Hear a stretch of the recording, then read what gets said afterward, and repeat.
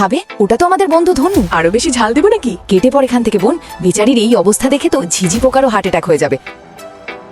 আমার প্লেসমেন্ট হয়ে গেছে। আচ্ছা, কলেজের পর তোদের দুজনের কি প্ল্যান? আমি তো কোনো বড় লোক ছেলেকে পটিয়ে লাইফ সেট করে নেব। তোর চিন্তা ভাবনা খুব ছোট। আমি তো কর্পোরেট জগতের রানী হব, দুনিয়া আমার আঙুলের ইশারায় নাচবে। যা করার করে নে, শুধু আমাদের এই তিন মূর্তির গ্যাং যেন না ভাঙে। পাকা দেখে নিস, ফিউচারে আমি সিইও হব আর তোদের দুজনকে আমার পিএ হিসেবে রাখবো।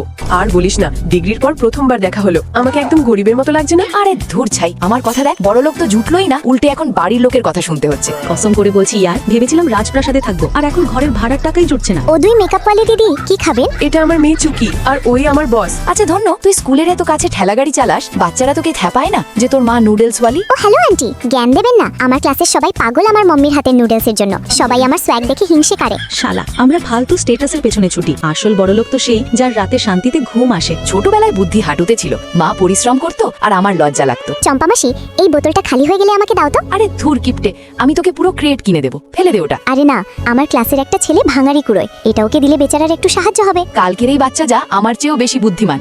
তুই যদি নুডলস বিক্রি করেও এত খুশি থাকতে পারিস, তবে দুনিয়া আর তাদের খোটা গোল্লায় যাক, তুই রকস্টার। বাদ দে সব, আজকের পার্টি আমার তরফ থেকে।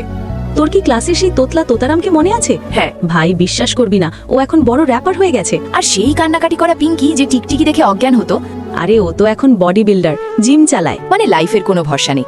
যা ভেবেছিলাম তা হয়নি, আর যা হয়েছে তা কখনো ভাবিনি। একদম ঠিক কথা। Cheers to জিন্দেগি। বিন্দাস বাঁচো। যখন লোকে কি বলবে এই ভূত মাথা থেকে নেমে যায়, ঠিক তখন থেকেই আসল সুখী জীবন শুরু হয়।